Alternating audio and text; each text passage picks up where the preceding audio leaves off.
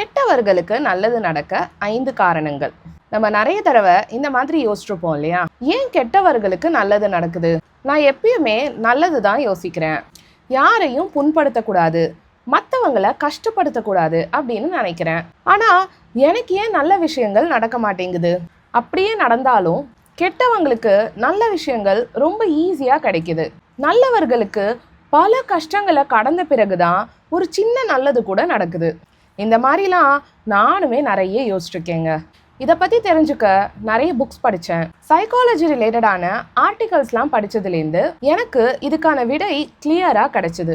இந்த வீடியோவை முழுசாக நீங்கள் பார்த்தீங்கன்னா உங்களுக்கும் இந்த கேள்விகளுக்கான பதில் தெளிவாக புரிஞ்சிடும். ஸ்கிப் பண்ணாமல் கடைசி வரைக்கும் பாருங்கள். உங்களுக்கு இந்த மாதிரி சைக்காலஜி, மென்டல் ஹெல்த் மற்றும் செல்ஃப் டெவலப்மெண்ட் ரிலேட்டடான வீடியோஸை பார்க்க நம்ம சேனலுக்கு உடனே சப்ஸ்கிரைப் பண்ணி வச்சுக்கோங்க.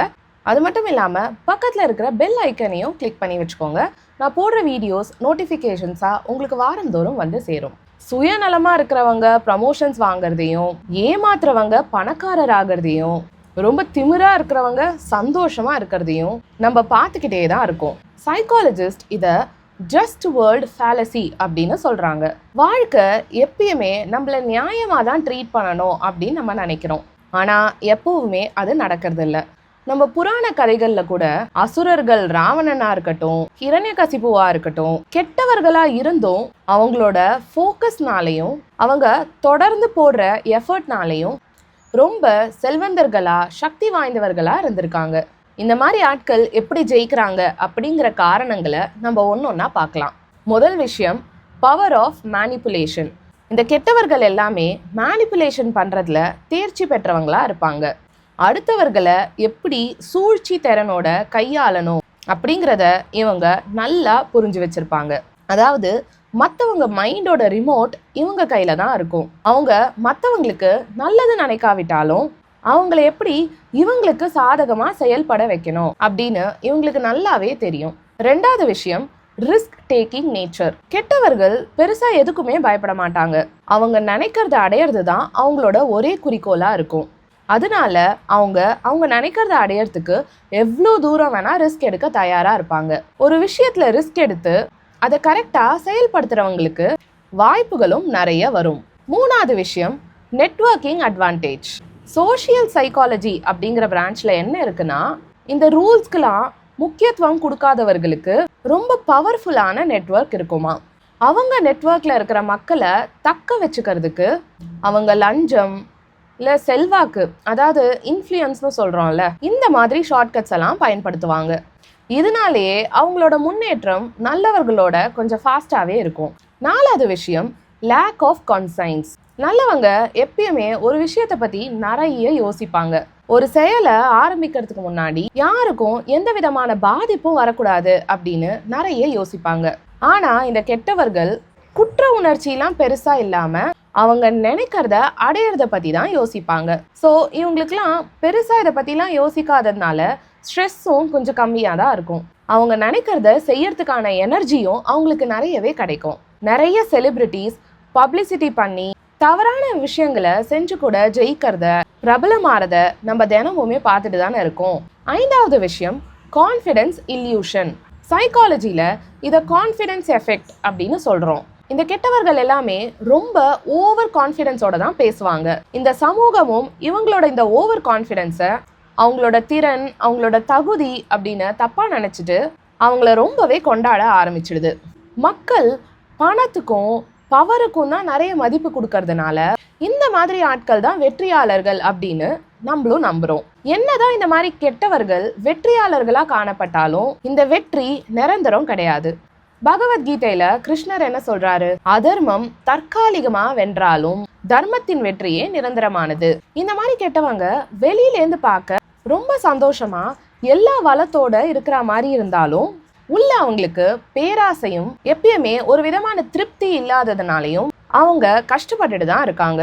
பாஷா படத்துல நம்ம தலைவர் சொல்ற மாதிரி நல்லவர்களை ஆண்டவர் சோதிப்பான், ஆனா கைவிட மாட்டான். கெட்டவங்களுக்கு ஆண்டவன் நிறைய கொடுப்பான், ஆனா கைவிட்டுருவான். இந்த டயலாக்ல சொல்ற மாதிரி கெட்டவங்களை ஆண்டவன் கைவிட்டதை உங்க லைஃப்ல நீங்க பார்த்துருக்கீங்கன்னா எஸ்ன்னு கமெண்ட் பண்ணுங்க. இந்த டயலாக்லாம் ஓகே, இப்போ நாங்க நல்லவர்களா இருக்கோம், நாங்களா ஜெயிக்கவே முடியாதா அப்படின்னு தானே கேக்குறீங்க. கெட்டவர்களோட பெருசாவே ஜெயிக்கலாம். ஆனா எப்படி? அவங்க ஃபாலோ பண்ற அதே மெத்தட்ஸை வச்சுதான். ஆனா அவங்க ஃபாலோ பண்ற விஷயத்தையே கொஞ்சம் வித்தியாசமா நம்ம செஞ்சோம்னா நல்லவர்களால பல மடங்கு ஜெயிக்க முடியும். அதையும் நம்ம இந்த வீடியோல பார்க்க தான் போறோம். உங்களுக்கு என்கிட்ட பர்சனலாக கவுன்சிலிங் செஷன்ஸ் அட்டன் பண்ணணும் அப்படின்னு விருப்பப்பட்டீங்கன்னா கீழே இருக்கிற மெயில் ஐடிக்கு காண்டாக்ட் பண்ணுங்கள். நான் ஆன்லைனில் ஜூமில் பர்சனலாக கவுன்சிலிங் செஷன்ஸ் கண்டக்ட் பண்ணிகிட்ருக்கேன். நம்ம வாழ்க்கையோட வேல்யூஸை மெயின்டைன் பண்ணிகிட்டே இப்போது நான் சொல்ல போகிற மெத்தட்ஸ் எல்லாம் ஃபாலோ பண்ணலாம். முதல் விஷயம், பணிவுடன் சேர்ந்த நம்பிக்கை. கெட்டவர்கள் ஓவர் கான்ஃபிடென்ஸ் காமிக்கிறப்போ அது எப்பயுமே ஒரு பெர்ஃபார்மன்ஸ் மாதிரி தான் இருக்குமே தவிர அவங்க உள்ளேந்து வரதே இல்லை. இப்பெல்லாம் நிறைய தமிழ் சினிமால இந்த வில்லன்கள்லாம் ஒரு டயலாக் சொல்றாங்க, நம்ம மேல மக்களுக்கு பயம் இருக்கிற வரைக்கும் தான் நமக்கு மதிப்பு. இந்த மாதிரி கெட்டவர்கள் அவங்களோட ஓவர் கான்ஃபிடென்ஸை பயன்படுத்துறது எதுக்கு தெரியுமா? மற்றவங்களோட அப்ரூவல்காக. அது ரொம்ப நாள் நிலைக்காது. நமக்குள்ளே இருந்து ஆத்மார்த்தமா வர நம்பிக்கை தான் நிலையானது. அது எப்பயுமே ரொம்ப சத்தமா இருக்காது, அமைதியா தான் இருக்கும். இதை தான் நம்ம குவைட் கான்ஃபிடென்ஸ் அப்படின்னு சொல்றோம். இந்த குவைட்டான கான்ஃபிடென்ஸ்னால மக்கள் நம்ம கிட்ட சேஃபா ஃபீல் பண்ணுவாங்க. இந்த குவைட்டான கான்ஃபிடென்ஸ் இருக்கிறவங்க தான் நல்ல கம்யூனிகேட்டர்ஸாகவும் இருப்பாங்க. அவங்களுக்கு நிறைய கவனிக்கும் திறன் இருக்கிறதுனால மக்களும் இவங்கள முழுசா நம்புவாங்க.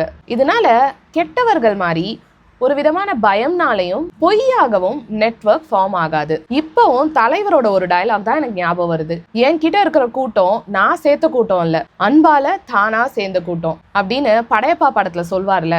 அந்த மாதிரி மற்றவங்களை வற்புறுத்தாம நம்மளோட தெளிவான எண்ணங்கள் மூலமாகவும் தன்னம்பிக்கை மூலமாகவும் நம்ம நல்ல ஒரு நெட்வொர்க்கை பில்ட் பண்ணலாம். ரெண்டாவது விஷயம், கெட்டவர்கள் மாதிரி யாரை பத்தியும் கவலைப்படாம ரிஸ்க் எடுக்கிறது தப்பு. ஆனா நம்ம இலக்கை அடைய எந்த மாதிரி ரிஸ்க் எடுக்கலாம், நம்ம லீடர்ஷிப் குவாலிட்டியை எப்படிலாம் வளர்த்துக்கலாம் அப்படின்னு நம்ம ஃபோக்கஸ் பண்ணணும். ரொம்ப முக்கியமானது, நம்மளோட எனர்ஜியை பேஸ் பண்ணி தான் நம்மளோட வாழ்க்கையே இருக்கு. நம்ம ரொம்ப அன்புள்ளவர்களா பியூரா நல்ல எண்ணத்தோட இருக்கலாம். ஆனா நம்ம எனர்ஜியில ஒரு குற்ற உணர்ச்சியோ இல்லைன்னா ஒரு விதமான பயமோ எப்பயுமே இருந்துட்டு இருக்கு அப்படின்னா வாழ்க்கையில நமக்கு கிடைக்கிற விஷயங்கள்லேருந்து நம்மளே விலகி போயிடுறோம். இந்த கெட்டவர்கள் எந்த பயமும் எந்த குற்ற உணர்ச்சியும் இல்லாம நமக்கு என்ன வேணும் அப்படிங்கிறதுல ரொம்ப கிளியராகவும் ரொம்ப ஸ்ட்ராங்காகவும் இருப்பாங்க. வெற்றி அடைய அவங்களோட இன்டென்ஷன் ரொம்ப கிளியரா இருக்கும். நம்ம எதை நம்புறோமோ அதை தான் நம்மளும் அட்ராக்ட் பண்ணுவோம். அவங்க என்ன வேணும் அப்படிங்கிறத அடம் பிடிச்சி இந்த யூனிவர்ஸ் கிட்டேருந்து வாங்குறாங்கல்ல, அதே தான் நம்மளும் செய்யணும். அவங்க மட்டும் ஏன் ஜெயிக்கிறாங்க அப்படின்னு நினைக்கிறத நம்ம நிறுத்திட்டு நம்ம எனர்ஜியை நம்ம குறிக்கோளுக்கு ஏற்ற மாதிரி நம்ம டியூன் பண்ணினோம் அப்படின்னா நம்மளும் கண்டிப்பா ஜெயிக்கலாம். மனதை கட்டுப்படுத்த 5 டிப்ஸ் அப்படிங்கிற டாபிக்ல நான் நம்ம சேனல்ல ஒரு வீடியோ போட்டிருக்கேன். அதுல நிறைய டெக்னிக்ஸ் எக்ஸசைசஸ்லாம் நான் ஷேர் பண்ணியிருக்கேன். அந்த வீடியோக்கான லிங்கை இந்த வீடியோவோட ஃபர்ஸ்ட் கமெண்ட்ல பின் பண்ணியிருக்கேன். கண்டிப்பாக செக் பண்ணி பாருங்கள், உங்களுக்கு ரொம்ப யூஸ்ஃபுல்லாக இருக்கும்னு நினைக்கிறேன்.